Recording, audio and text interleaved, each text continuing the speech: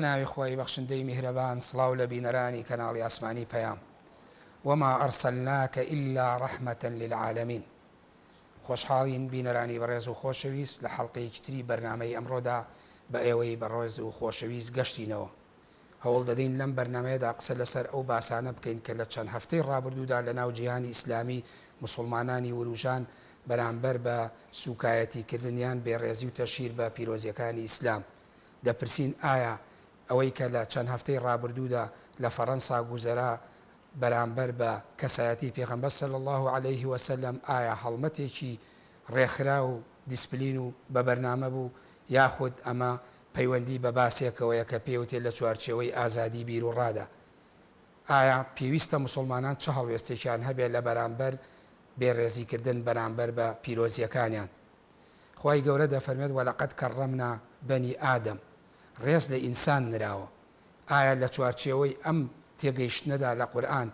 پێویستە بێدەنگی هەڵبژێرین یاخود پێویستە ناڕەزایەتی و وەڵامدانەوە هەبێت بەرامبەر بەم جۆرە لە تێگەیشتن؟ ئایا ئەوەی کە وەڵامدانەوەیە بەرامبەر بەوەی کە ئیمانوئێل ماکرۆن بەرامبەر بە پێغەمبەر صلی الله عليه وسلم ڕێگەیدا کۆمەڵێک وێنەی کاریکاتێری بە بینا و باڵەخانەکانی ئەو وڵاتەدا بەرز بێتەوە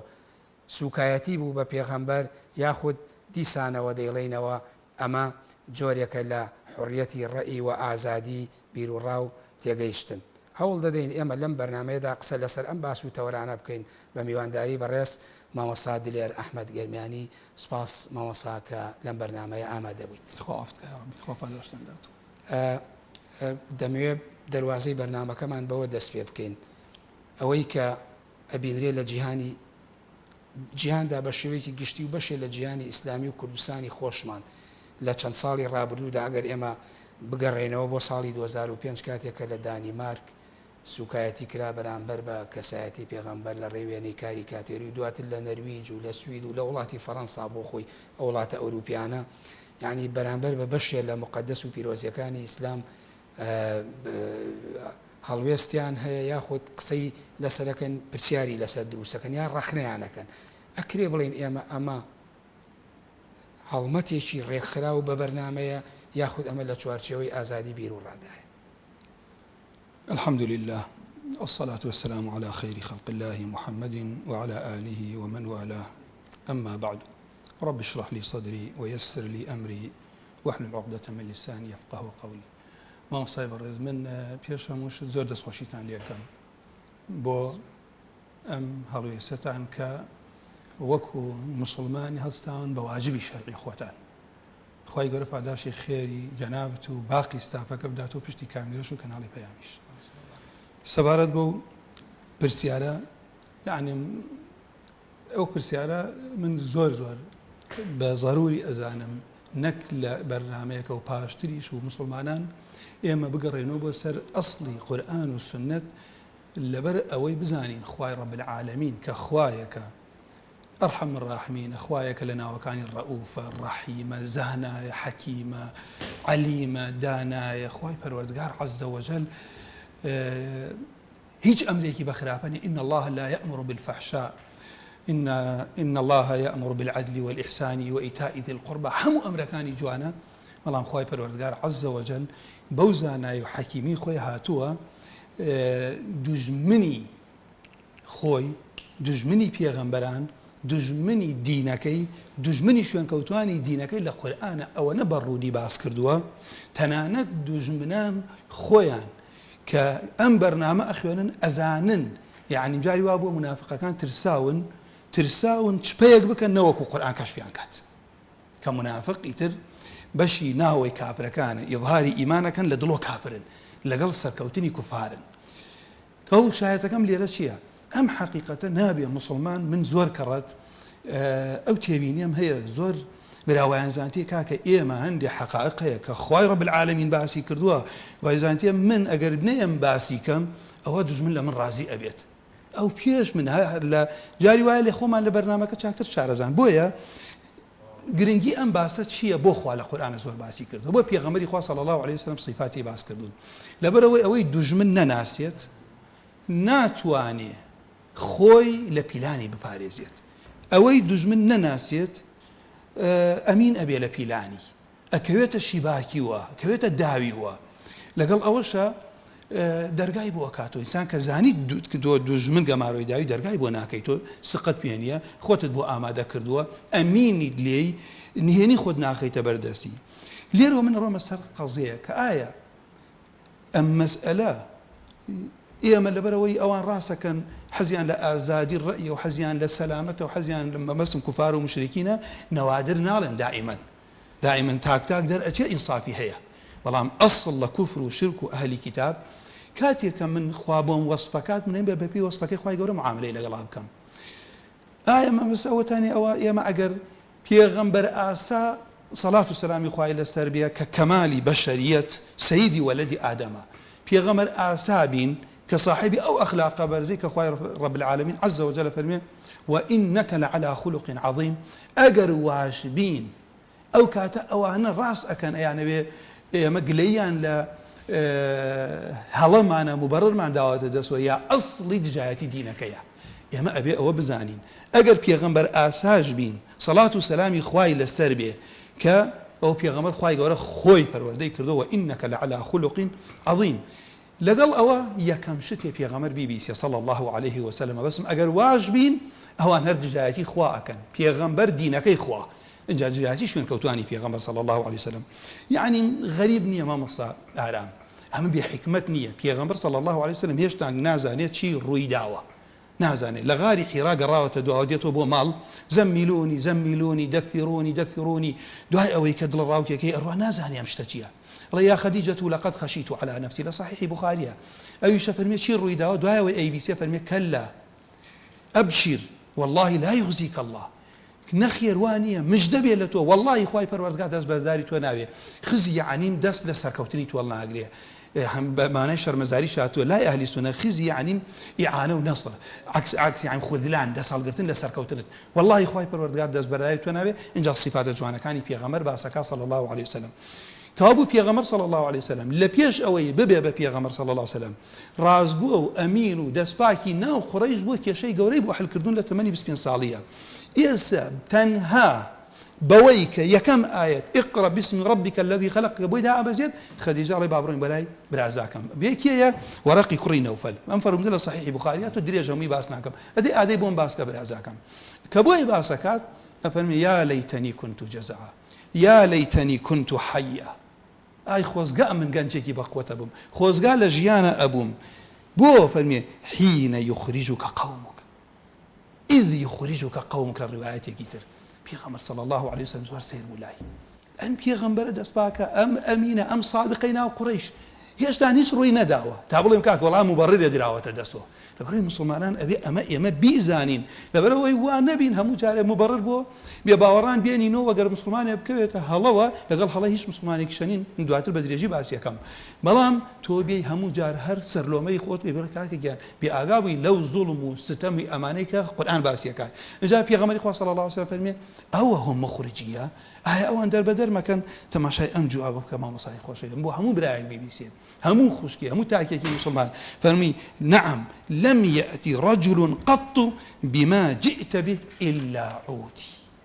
لم يأتي لم حرف النفي وجزم قلبه نهاتو بياويك بميتو هاتوي بي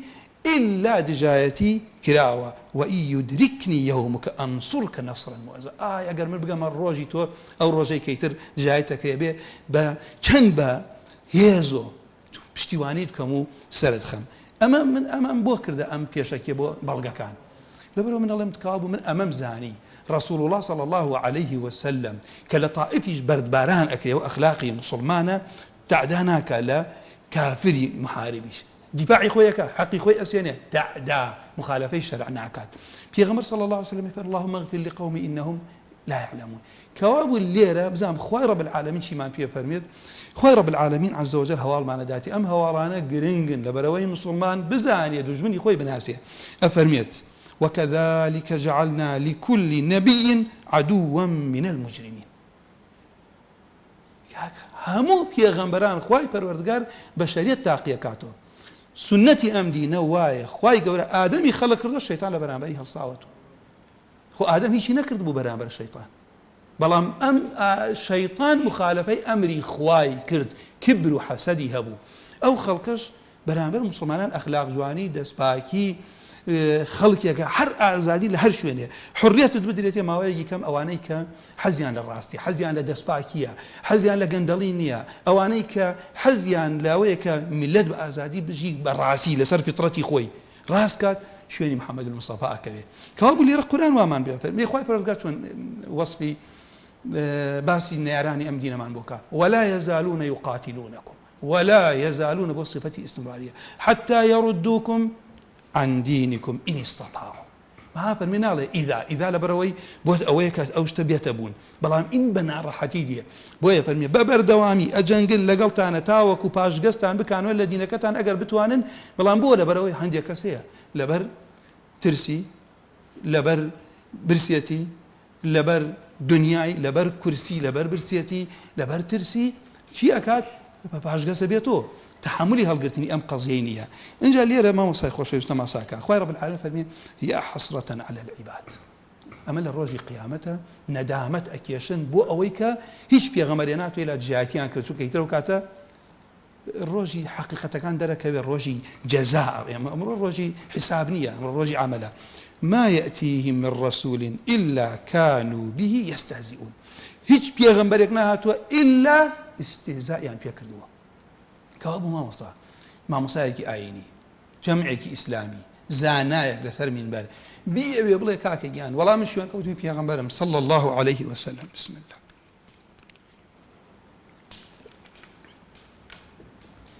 الحمد لله بڵێ من شوێن کەوتوی پێغەمبەرم صلى الله عليه وسلم بەڵام وا ئەکەم هیچ مجرم و هیچ گەندەڵ و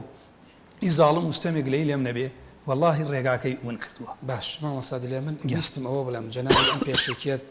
وت کە گەڕایتەوە بۆ کۆمەڵی مەبادیئی قورئانی و مەبادیئی فەرموودەوە هەروەها ئەو پێشبینیش کە بۆ پیاغمە صلی الله علیه و سلم کەواتە ئەکرێ بڵێن ئێمە ئەمەی ئێستا لە ڕۆژگاری ئەم ڕۆماندا لە سەدەی 21 ئەکرێ بەرامبەر بە پیرۆزیەکانی ئیسلام و مسلمانان ئەکرێ بڵێن لە ژێر ڕۆشنایی ئەم تێگەیشتانەی بە ڕێزیشت کە ئاەت و فەرموودەکە دهێنایەوە هەڵمەتێکی ڕێکخرا و بەرنامە بۆ داڕێژراوە خی گەورە پاداشدات مامۆستاگیان من پێم خۆش بوو لەم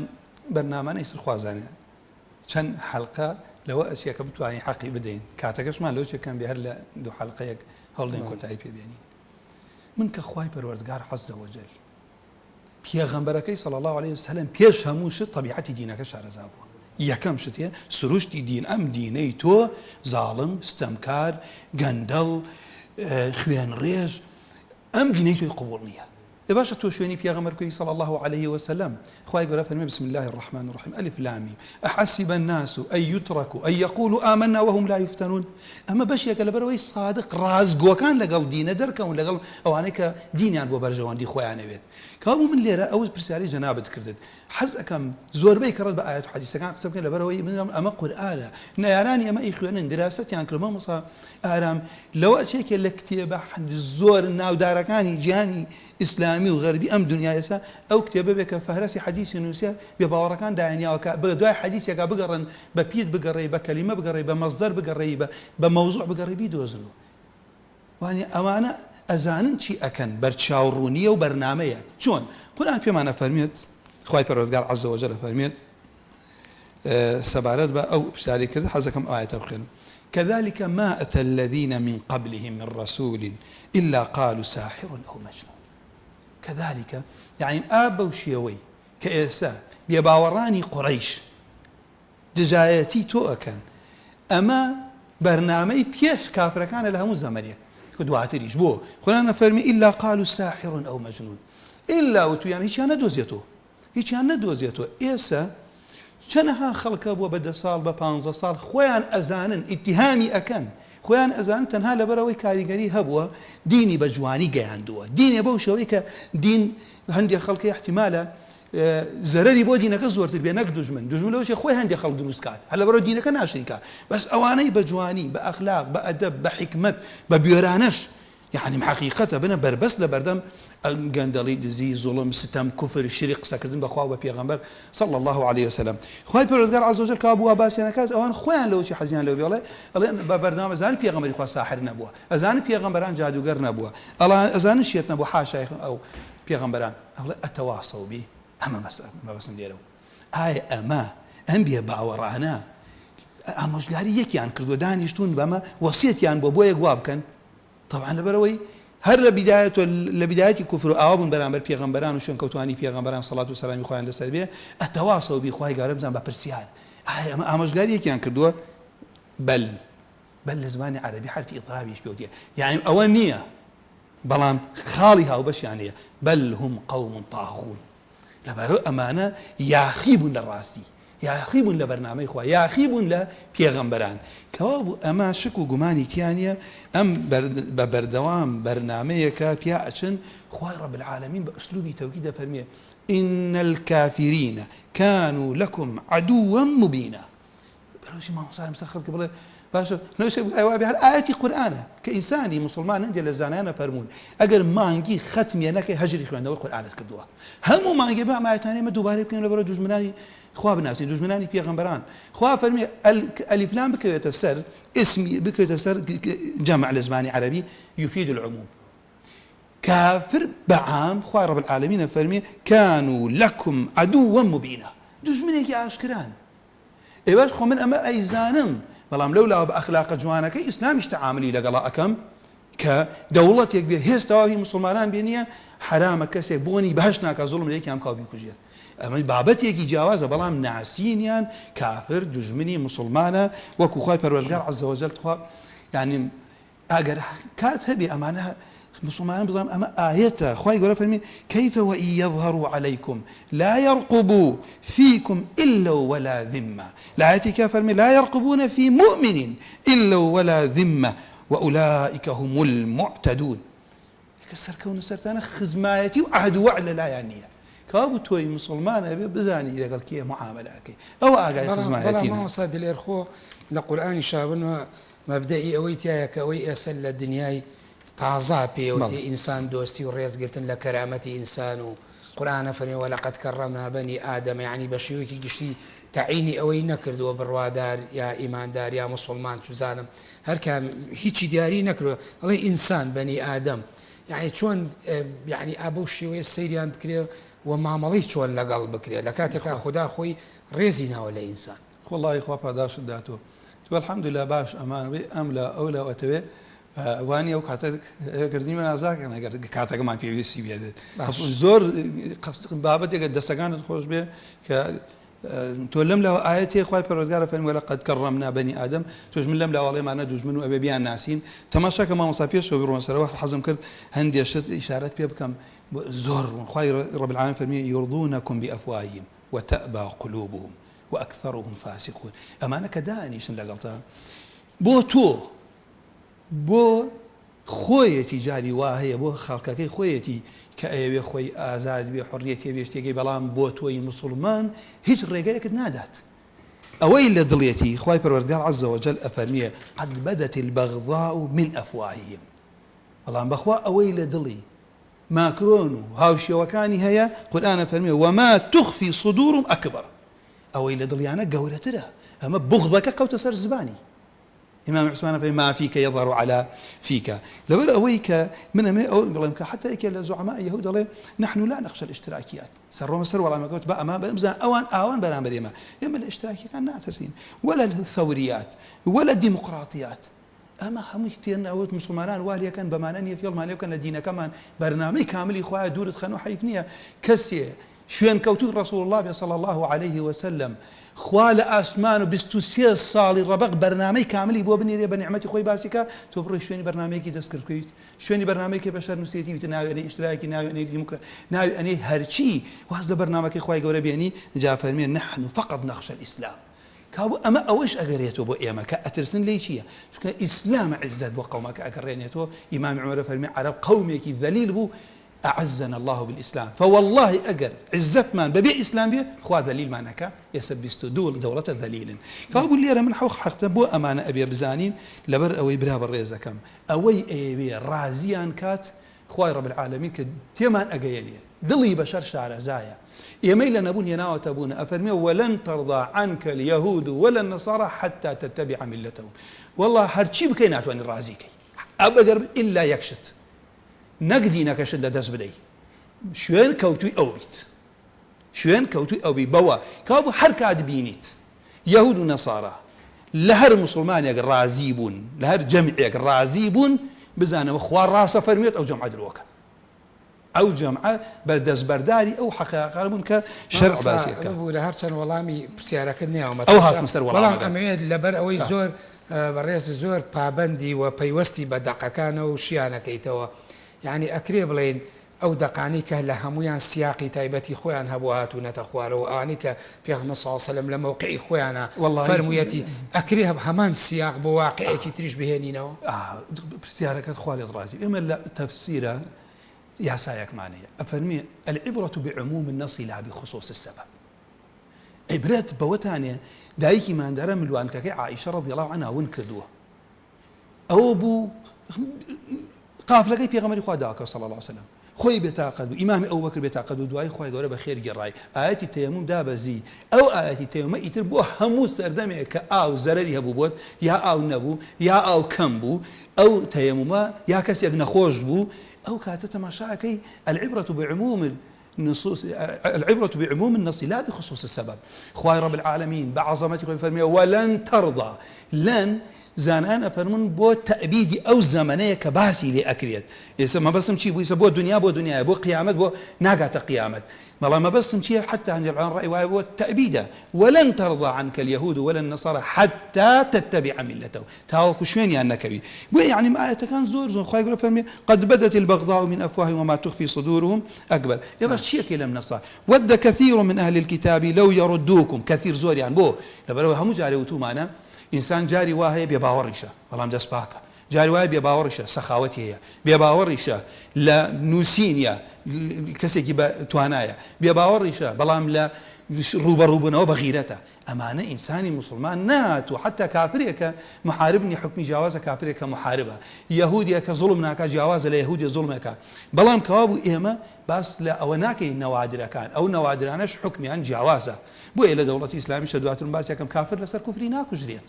هشتاك ساتون بيغمر إخوة صلى الله عليه وسلم اختيار كان هر هاتون بيكوزن بيغمر إخوة ذاتي كردون صلى الله عليه وسلم أو بابتك ورده أبي أهلي خبرة بزانن بوشي باشا بيا مثل أو بابتك إشارة تذكر بلا ما وصلت مع شيء تمناي أمانة ود كثير من أهل الكتاب لو يردونكم من بعد إيمانكم كفارا بأخوات تمناك كان وما كافر كان بلا بو لبرو دينا كمان خلافة حسدا من عند أنفسهم من بعد ما تبين لهم الحق لهم الحق لبروي حاسدي كان لبدواي وحق جان بورون بوتوا كان بمسروي كراسك من امبرس ياري دومت براسي هذا عندي جا لو شيء براله الصوزيه يا عندي جا لو شيء كتابه يجي عند بيته او كتابه لسرچاوي خوي ولي نقد بيان تقليدي كسان يبكات ام اياته يك لو ايتاني لم سردمه تحريف فكريت خوي رب العالمين عز وجل كبيمان افرميت ولقد كرمنا بني آدم لا سورة إسراء آية أم تكريمة شيء آية أم تكريمة علماء نافر من بريتية لوي خواي قوله هيئتي بجواني دروس كردوها همو جان لبري جيتر سرخات أخوار واشتخوا إنسان بدس أي بابوي همو جان لبري جيتر كاك جان تياشونيان بێپۆشاکیان بێعەقلیان لەگەڵ ڕێزم زانە بۆ جەنابەوە بۆ هەموو بینەر و بیسەرێک بێعەقلیان بێبەرنامەیان خوا بەرنامەی بۆ نەناردوون وانە خوا پێغەمبەری بۆ ئێمە ناردووە کە بریتە لە ئەو عەقڵ و هەیئەت و جوانیی کە خوای رب العالمین عز وجل ئینسانی تیا دروست کە فەرمی لەقەد خەلەقنا الئینسان في أحسن تقویم وصوركم فأحسن صوركم خوای پەروەردگار عز وجل بۆمان باسەکات کەوابوو لێرە تۆ بینی خوای رب العالمین توانایەکی داوەتە تۆ لە دەریا تۆ سوار کەشتیە بیت ئەو هەموو گیان لە بەروشتانەیە گۆشتە پاکەکەی بۆ تۆ حەڵاڵە لەولاوە تۆ سواری ئەسپ و وشتر وشی ئەبی عولەما هاتوون لێرە رزقي حلال كل رزقي وآتيه ورزقناهم من الطيبات كابو يا علماء فرموا أمل هيئته أشكاله عقله فكرة كخوا أمي بيداي بو لەبەرەوەی عەقڵت هەبێ خۆت بێ ڕێز نەکەی دوو لە ڕووی جەنابەت ئەمەیە لێرە کەوا بوو تۆ ڕێز لە کەسێک ئەگری جارێ دوو سێ هەر بەشەر لله المثل الأعلى ڕێزی لێ ئەگری ئەبینی ئەم کەسە شایستە نییە بۆ دوایە ئەبێ سنووری بۆ دانی حتى لە عەفوە زانایانە فەرموو هەموو کەس شایستە نییە عەفو بکرێ بۆ خەڵکی وا هەیە هەموو جارێ دزیەکە هەموو جارێ جەردەییەکە هەموو جارێ مناڵی خەڵکە کوژێت تۆ هەرە ڕۆی عەفویەکە فێریەکەی لەما فەرموو هەندێک کەسێ بێ ئەبێ قیساسی لەگەڵا جێبەجێ بکە بێ عقوبە بدرێ لەبەرەوەی تەربیەت وەربگرێ لەگەڵ ڕێز و حورمەتم بۆ هەموو برایەک کەوا بوو لێرە ئەم ئایەتە زانایان ئەفەرمون خوای ڕەب العالەمین ئەو ڕێزەی لە ئینسان ناوە ئەو ڕێزەی ئەمێنێ تا بە پێی بەرنامەی خوا بڕۆ خۆی بێ ڕێز نەکات کەواتە ینی قیودی خۆی هەیە بارەکەڵڵا ئێستا چەند نمونەیەکە هێنمە لەبەرەوەی خەڵکەمە بزانێ بۆیە ئەڵێ زۆر جوانە فەرمیێمانی فەخری ڕازی ئەفەرمێ خوای گەورە کە ڕێزی لە تۆ ناعەقڵی بۆ دانا پێغەمبەری بۆ دانا ئەم هەمووە صیفەتە جوانەی لە ئینسانە هەیە بۆ لاکتساب العقائد الحق والأخلاق الفاضلة خوای گەورە ئەمەی پێداویت لەبەرەوەی تۆ ڕێگای بیر و باوەڕێکی ڕاست شوێنی حەق بکەوی ئەخلاقی جوان وەربگری زوڵم لە خەڵ نەکەی ستەم نەکەی جا من پرسیارێک لە حەزەکەم پێکۆ هەندێک پرسیار لە جەنابیش بکەم جاری وا هەیە خۆ هین نییە پێغەمبەر صلی الله عليه وسلم باسی ئینسان ناکە لە فەرمودەی صحیحە ئەفەرمێ ئینسان صالحە بێت و فاسدە بێت کاو بەرەو ئینسانێنێک کە خوای پەروەردگار ڕێزی لێناوە نافرمي ألا وإن في الجسد مضغة إذا صلحت صلح الجسد كله وإذا فسدت فسد الجسد كله ألا وهي القلب كابو تشيا إنسانك أبيت بياوتشاك وصالح وسود بخش إنسانك شتفاسد وقندل ورجال خلق قريه أما حي عقله مكس قوريا كات هاي سبب كاسي خيانة دومي لتبكات كيف زور كردي خوش أبي له مك زياتر حريز بأم كسبي عقوبة بدريت نابي من ملهم كاكا باكا كاكا بشرا يونالين بشر رزي لقراو بو عقوبة يدي كاكا ما خائنة لا تاريخيشة بو نوكان ما فيها كي خيانتي لملتها كردوها في ملتي برسي كردوها كيك واي كردو خوي تير بيتو خلقي نبو بيه تابروا الى سدي جابوا ليرا من كومال برسيار ادم اجي اما ليرا روما كما برهاني قوم او اهلي مسقوته وما مصايني او داعيه ايه برسياري خوي رب العالمين افرميت كبزام قيده كان جناب الاشارات بيكد إن شر الدواب عند الله الذين كفروا فهم لا يؤمنون ده بلان ما مصا أما خو آيات بيبخيون ليه وكو باسم كلابه مانجي جاري مسلمان القرآن ختم كلابه أم شان بخيم زين كافر تعامل جوازه حب وبغض لضلايا تعامل إسلام أمر بيها بمعروف تعامل بكم بجواني بأخلاقي جوان بالكم هداية ولا بقريه أو أخلاقي ذاتية من علاقة مني أو ظلمك استمك دزيئك توبوتني تعديني بكي بودنيا ظلمي لي بكي بودنيا دزي لي بكي كابو اللي رشايتك من شيء داب اوشتي لسر عرز اروات لهمو اوشتاني كبسر عرز ارون اگر من بيتصر اوي كانسان لقال ما نقصب كاك قصبه بيغمري خوابل صلى الله عليه وسلم كبو همو مسلمانه خدتي سوره رسول الله صلى الله عليه وسلم لخوت خوشترت نويت دفاع لخوت زياتر بكي تعالى بيغمر صلى الله عليه وسلم كسي ما دارنيه لخوت خوشترت نبي إمام بيغمري خو أميل عمري كري خطاب رضي الله عنه ورنا قرتوها كابو إمام سابق رأي مسألة آيتك آية إن شر الدواب عند الله الذين كفروا فهم لا يؤمنون دواب وشتي بسر عزاروا إنسان جان لبر لما رو بيقرا تا جان لبر هرشي لسر عرز أروى كاميان برسيارتان ليك من بويل يوم كاكا أو كسيق سبب بيغمر صلى الله عليه وسلم حقيرت لبراس لا والله براوتي بكم اللي يدرجوا تسخوا بهيم زانم شو خوا فرمي كالأنعام بل هم أضل ابن القيم ابن الطبري في الرحمة تفسير كان فرمي الأذل الأقل الحقير أوانيك أواءك قرآن وأمان فيه فرمي تفسيري قرآن أوانية من بلهم كاكا والله أما والله إمام مصا كاكا تو أتوي قرآن اشتك باسي كرو حتى كي إشاريتو تاكا أتوي خلق رازيك يا ناجاري واحد مال خم أو أهلية النبي كابو الشرطرين دواب لسر عرز أرواتشيا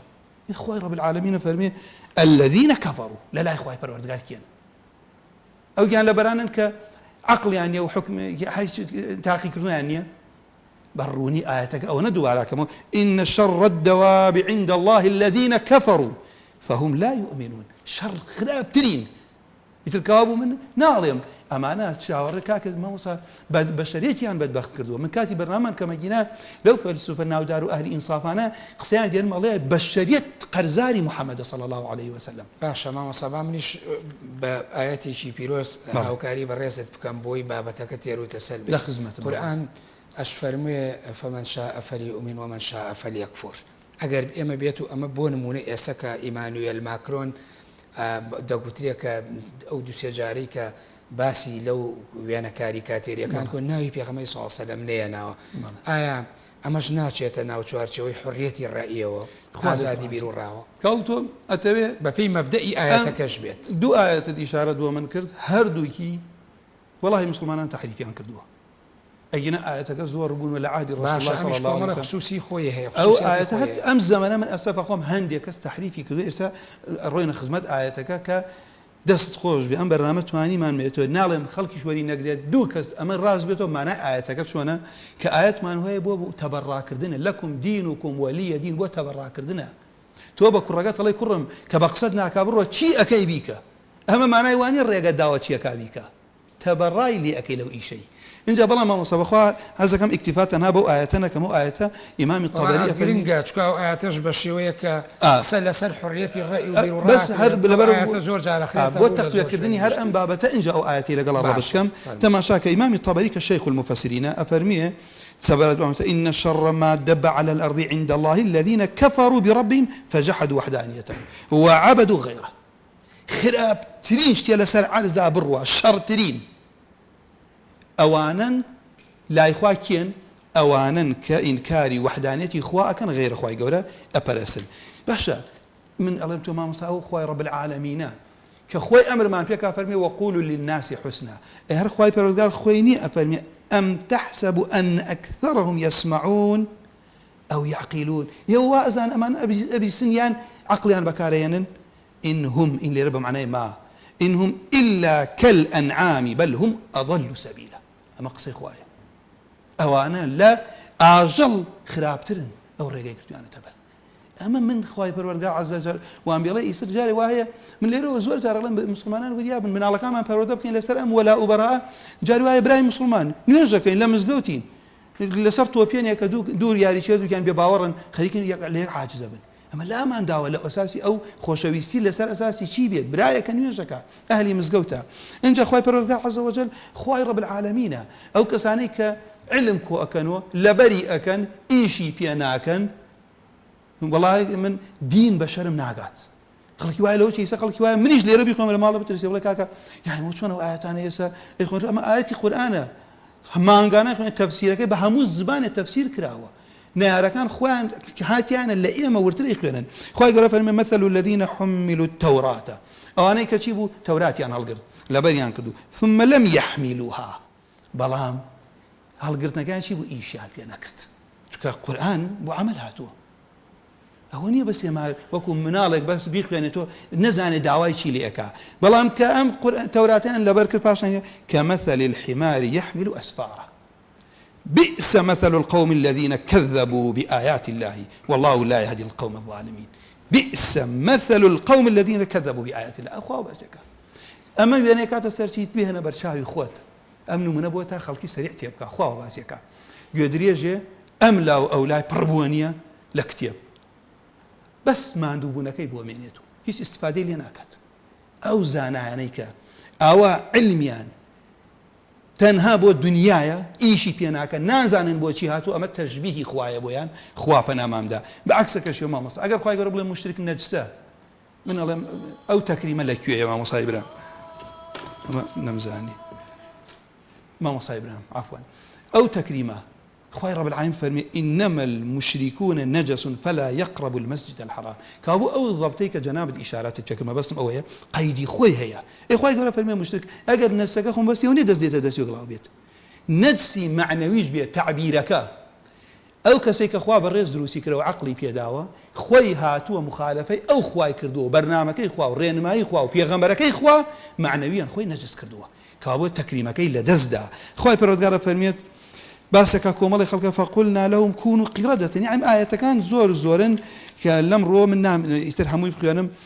زاني هنجيش والله ما كي جنابت خو باداش داتو والله أميدهم واي أو اشتقشت بيك مرأة برز كانم أم خلق خوي رب العالمين فرمي ولقد كرمنا بني آدم أو عقلوا فضلوا بيغمبرنا دنو شيوي جوان دروس كردنو يعني أو هم وشاكي خوابوي كردوها تو أمر زي خود بيلا شوێنی بەرنامەی خوا بکەوە بە قسەی خوای بەروەردگار بکە زەرەر لە خۆت مەدە. باش ئەمە لە بەشەرە مامۆستا جەنابەت مامۆسای تەمەنیەکەت کردووە لە دنیا هەموو دنیای ئەمە عەقڵی سەلیم ئەمە قبوڵ ناکە ناڵێ کەسانی هەن کاکێ من ڕێزمان لێگرت بەڵام خۆی وای لە خۆی کرد کە هەبوو تۆ ڕێزەکەت لە پێشە دانیاوە هەڵەکانی خۆی وای لێ کردووە ئەو ڕێزە لە دەست بدات. ئەو پرسیاری جەنابەت ئیشارەتت پێ کرد بەڕاستی وتت ماکرۆن ئەڵێن لەژێر حڕیەتی ڕەئیە تعرضی نەکردەوە بۆ کەسایەتی پێغەمبەر صلی الله عليه وسلم وایە وهندێک کەسیش هەر لەژێر حڕیەتی ڕەئیە لە مسلمانڵی خوای گەورە فەرمێ فمن شاء فليؤمن ومن شاء فليكفر. جارێکان من ئەمە خاڵێکە حەقیقەتەن ئەوە بزانم پرسیارێکم لە زۆر کەس شاعرێکی زۆر خۆشەخوێن ئەڵێ يقاد للسجن من سب الزعيم ومن سب الرسول فإن الناس أحرار. دەگدەمی خۆش بێ ئەڵێ کاتی قسە بەسەر کردا ئەکرێت و سەرەوەکە کرێت خەڵق قەی دەکەن و کۆت و زنجیرەکەن بۆ زیندان بەڵام قسە بە ڕەسوڵ الله ئەوترێت چییە؟ ئەمە حڕیەتی ڕەئیە ئەمە حڕیەتی کوفرە. خوای رب العالمین ئینسانی دروست نەکردووە ڕازی بێ بێەوەی یەک شت هەیە مامۆستا ئەبێ ئاگامان لەم قسە بێت. خوای رب العالمین کوفر و ئیمانی خەلق کردووە بەڵام بۆچی؟ بۆ اختیار نییە بۆ اختیبارە بۆ تاقیکردنەوەیە بۆ ئەوە نییە تۆ کامیانە لە بژێری هەڵی بژێری ڕوونەقسەکەم بۆ چونکە خوای رب العالمین عز وجل ئەفەرمێت بەنازل وما خلقت الجن والإنس إلا ليعبدوني يوم بۆ عیبادەت دروست کردووە ولا يرضى لعباده الكفر ئەگەر ئازادی کردووی بۆ لە قیامەتە عقوبەتە دات. من ئەو زارتم باشە درۆ مامۆستا حکومەکەی چییە عقوبەکەی چییە؟ هیچ. ئایا درۆ شتێکیە لە دنیا کە درۆ ئیتر ئینسان تووشی کوفرەکات ژن تووشی تەلاقدانەکات ماڵی خەڵک بە حرام ئەخۆی شتی زۆر لێ بێتەوە قەولی وایە درۆ کوفرە بەڵام توڵی لە کاکە حرامە یعنی لە قیامەتە خوا محاسەبە دەکات. ئەگەر درۆ وای پێ بڵێ ئەگەر کوفر کە درۆ کە مسلمان درۆژ بکات یعنی لەگەڵ کەسایەتی مسلمانە ناگونجێ بەس هەتا لە ئاگری جەهەنەم نامێنێتەوە بەڵام کوفر و شرک هەتا لە ئاگری جەهەنەم ئەدێڵێتەوە. تۆ چۆن نتوانی بڵێ کاکە کوفر وەڵا شەریع ئازادی داوە وەڵا ئینسان کوفر بکات. بۆیە لێرە من هەر یەک نمونە بۆ برای خۆم ئیشارەت پێ یەکەم من ئەمە زیادیش تحقیقیشم کردواشە کاتێ بەرپرسی بەرازیل یەکێ لە سەرۆکی بەرازیل کە قسە بە ژنەکەی ماکرۆن ئەڵێت چی ڕوئەدات بۆ خێزانی خۆی بۆ هاتە سەر ئەم کاروتی تقليل كبير من الاحترام إنه وقح للغاية أما كسيكي زور ناشرين الأوبري إشارة بيكا أما زور باحترامك زور كمي هي هل صوتي برازيل بيوسي بخلقي تريه ما حصل أمر محزن للبرازيليين كرد يبوك يشو وتارق سمانة ناوتي خيزاني أو تمني زور تريه ناشرين أما درباري خيزاني خوي بو قبولي وينكرت إباشا بو بيغمبر صلى الله عليه وسلم جا حتى ليك إن كان يقصكان عليه برازيل شايستي بربرسي باشترى لأو عفوا بلاكم قركم نقدين بسم الله جاء من بصم لرأوة ثانية أو حق تبزاني إيما كأما عفوا تحقيقش من الوكر نازم بهوي أما يسوى نبوة وزير خارجي في لندا قصيقة كاد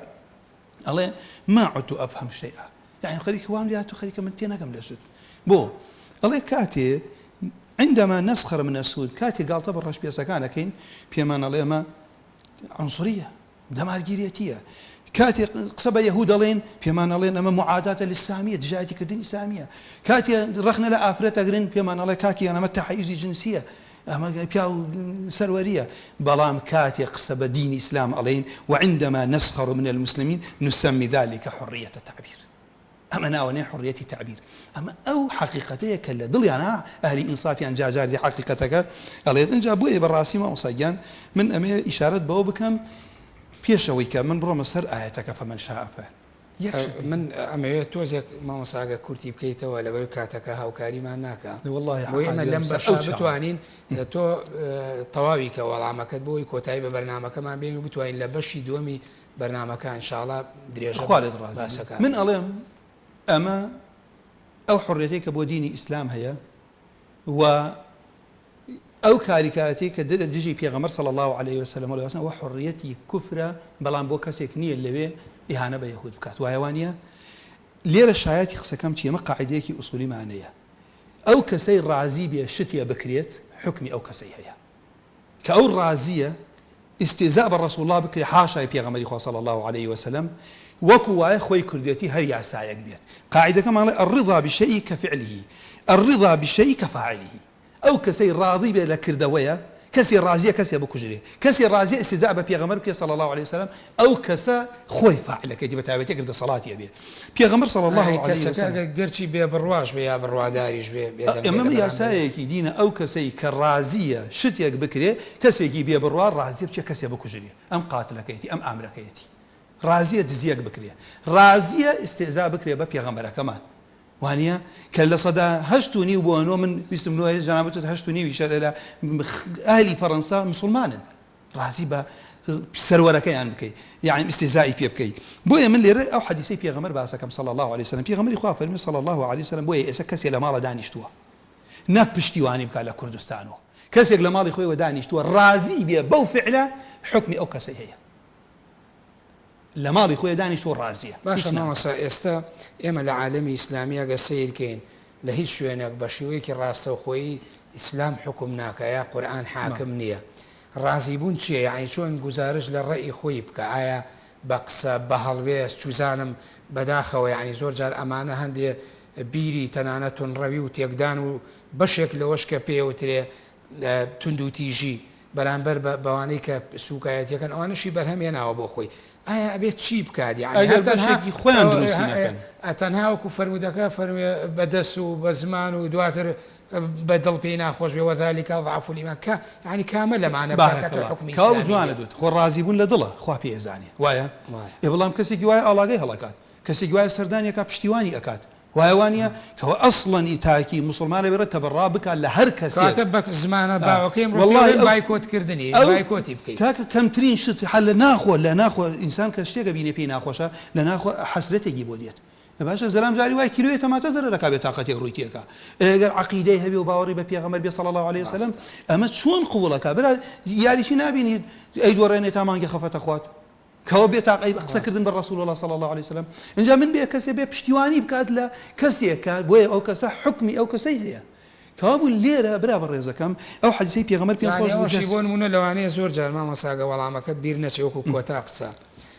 باز زەوا کرێ کە بۆ منە وڵاتێکی و فەڕەنسا دۆستایەتی لەگەڵ کورد هەبووە لە کارەسات و نەهامەتیەکان فریای کەوتووە دۆستێکی نیشتیمانی و نەتەوەی هاو خەمە لەگەڵمان یعنی بۆ خۆی ئەمانەش ئەگەر بکرێتە پاسا و زۆر جار بۆ خۆی ئەچێت چوارچێوی حکمەوە بەڕێزی باسیەکەیت من ئەمە دوو بابەی جیاوازن جارێکە من قەنەعەت ناکەم هیچ وڵاتێکی زلهێز دۆستی کورد بن ئێسش بڕیار لای ئەوانە کوردیان پارچە پارچە کرد ئێسش هەر کاتێگەینە ئاستێک دێن ئەمان فرۆشتنە وڵاتێک بەکارمانەمە حقیقەتێکە هەموو کوردێکی مناڵی کوردی سیاسی باشە زۆر باشە وەڵامەکە لێرە من بگەمە پێغەمبەر فەرمی صلی الله عليه وسلم إذا عملت الخطيئة جامل مەبەستم وتانی حتى ئەگەر واژ بوو دوو بابی جیاوازە لەمەیان من هەر کەسێ دۆستی کوردە دەستخۆشی لێ ئەەکەم لەمەیان ئیهانە بە عەقیدەکەم ئەکات لەمەیان کە دژی دینەکەمە لەمەیان دژایەتیەکەم هەمووی سیاقی خۆی بارك الله پێغەمبەری خوا فەرمی ئەگەر لە عەرزێکە ختاوان یەکرا إذا عملت الخطيئة في الأرض كان من شهدها فكرهها للروايتك أنكرها هەر کەسێ لەوێ بوو فەڕەنسیەک لەوێ دانیشتووە فەڕەنسیە کەسێکی مسلمان لە ئەمریکا ئینکاری ئەم مەسەلە ئەکات کەسێکی لە فەڕەنسا ئەمە نەکراوە فەڕەنسیەکە ئینکاریەکە ئەو کەسە وەکو وایە لەوێ نییە و بەڵکو ئەجر و پاداشتەیە کەسێک لە کوردستانە پشتیوانی ئەکات كان كمن غاب عنها فەرمی پێغەمبەری خوا وەکو وایە کەسە لەو شوێنە نییە ومن غاب عنها فرضيها كسيكش لو شو نبو رازيبو كان كمن شهيدها أو كسيك لو شو أو كسي بري على كيداوة ويا ما يسايك به إنسان أجاي ليبيت يا ما بس لدينك يعني بيا مسألة خطابي بريس زيادة خطابك أبو خلكي بالروادار ومسلمان بشويكي قشتي والله ما مصاجيان أو كافريشي كلي رازية مسلمان به هروك وشاي أو تماشايكات أو مسلمانشي لو شبل من نزاني فرضا نيزاني كيتوا ببكاتو بقرة دواو شون كتوق سبب الرسول الله وتداو السبيل لقبل برسالة ليكريه تشيت أو الدرب علي محمد الله ها كنت أقول كما يقول الناس نانا من أوام أودك معكرون أيوت لينا ما مصاقين بيا مصر برسالة جنابت طبعا بێدەنگی خوا پاداش دادەوە پرسیارەت کردەوە پرسیارەکان خۆشە ئەی بێدەنگی خوای بێدەنگی مامۆستا ئارام بێدەنگی دەنگە بێدەنگی فعلە السكوت علامة الرضا يعني بێدەنگی نیشانەی ڕازی جگە لەوەش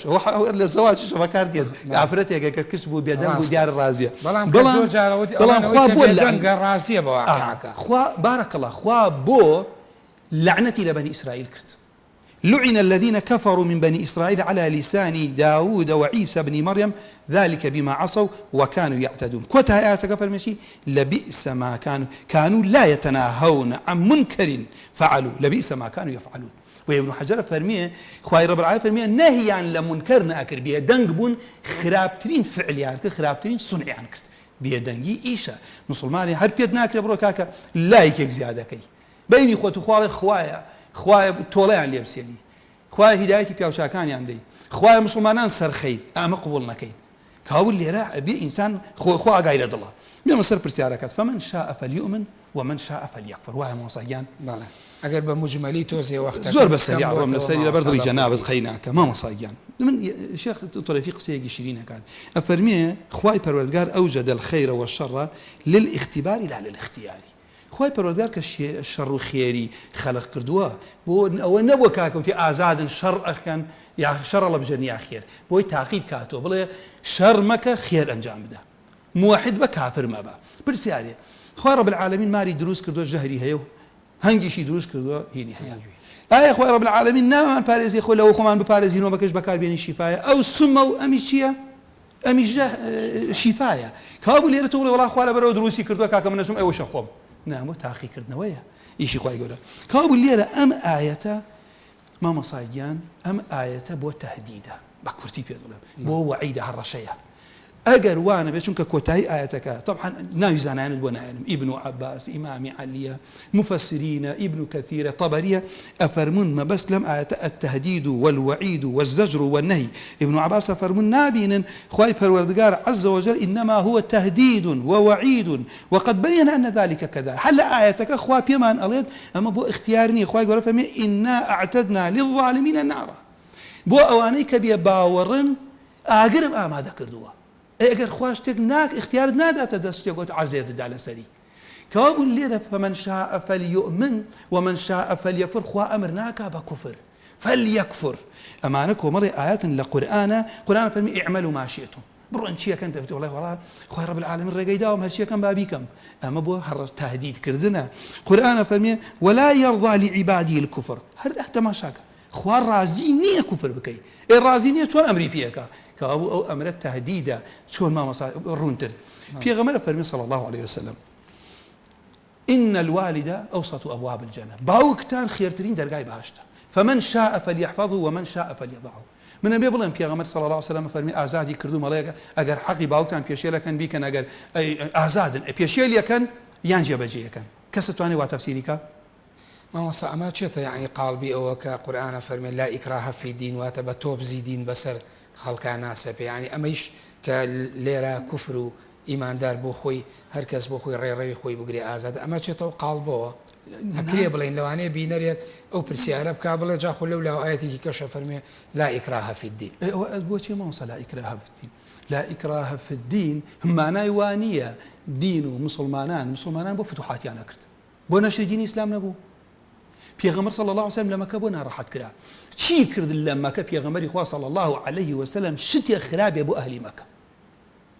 برسالكم تنها تقولوا لا إله إلا الله تفلحوا وابو أي بوهم من راحتي بو بيغمبر إخوة بيدنا مكاك وخلق كافر من بيغمبر إخوة لما إخوة مداني شنو إلى قم بيشونية خلق كافر إخوة زادي كردوا أي بو النهي لا قورتين منكر قورتين تاوان آية النهي لا منكر واجبني من رأى منكم منكرا فليغير بيده فإن لم يستطع فبلسانه فإن لم يستطع فبقلبه وذلك أضعف الإيمان آية هيج منكر هي وكو كفر والشرك خوا الرحمي كان فراوانا كافر ومشرك للرحمي خوي درك ردوه حتى نارنا بهشتوه كواب الليرة لا إكراه في الدين بوشيها تو دعوتي خوتكي بانجي خوت أكي لدولتي إسلاميشة هموش تيجي أباريزيت وانيا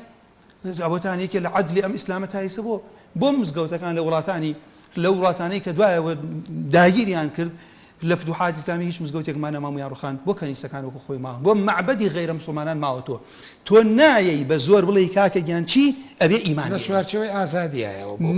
لێرە چییە ئەوە اختیارە لێرە تو بەڵام تۆ بانگێکە یا بانگی ناکەی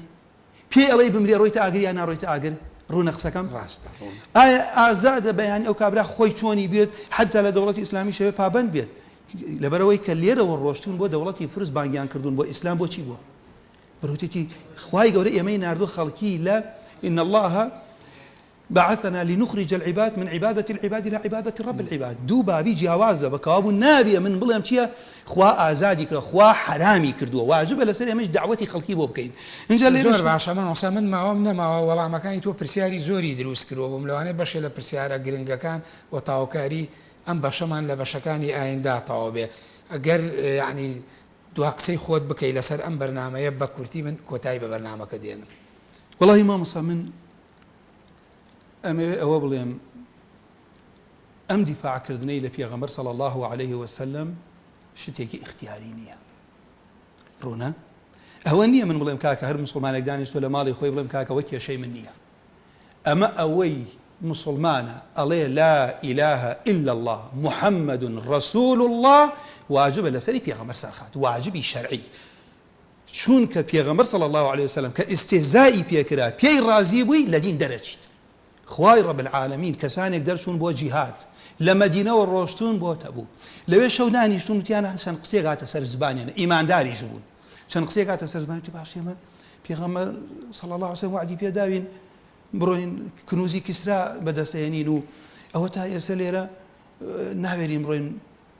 بڕۆینە سەر ئاویان وەڵای ئەمە کۆکرە کۆمەڵ هەر خەریکی خواردنە وەرگزلەکە ئەم قسانیان کرێ سەحابەی وتی وەڵای ئەم قساگەنمە پێغەمبەر صلی الله عليه وسلم پێشەوەی بگەینێتە پێغەمبەری ئازیز صلی الله عليه وسلم خوا لەسەروی ئاسمانەکانەوە ئەم ئاەتی دابەزان قل أبالله وآياته ورسوله كنتم تستهزئون نشيان زانيو أما كفرة قل أبالله وآياته ورسوله كنتم تستهزئون لا تعتذروا قد كفرتم بعد إيمانكم يعني إيمان داربون بێباوەڕ بوون چونکە قسەکردن بە پێغەمبەر صلی الله عليه وسلم عذر بەجەهلی نییە بۆ پێکەنین بێ بۆ مەجلس بێ بۆ ڕازیکردنی کوفر بێت بڵێ کاکە وەڵا لەبەرەوەی خزمەتی کورد دەکات بۆ ڕازیکردنی کوفر بێت ئینسان لە دین دەرئەکات کابوو واجبە لەسەر تاکی مسلمان مناڵمان ژنمان کچمان خوێنەوارمان ئەحزابمان داعیمان ئەوەی خۆی بە مسلمان ئەزانێ چونکە ئالێرە یەکێک لە ئیسیفادەکان من لە بەرنامەکەی کە باسی یەکەم یەکێک لە ئیسیفادەکانی جاری وایە هەموو شتی شەڕی مەحەز نییە یەکێ لە ئیسیفادەکانی ئەوەتانێ مسلمانێ جاری وایە ئەخەڵەتێ بە کەسانێ بە زبان ئەڵێ ئێمە ئیماندارین خدا نەفەرمێ ومن الناس من يقول آمنا بالله وباليوم الآخر وما هم بمؤمنين ئالێرە دەرئەکەوێت کاتێک قسە بە ئیسلام ئەوترێت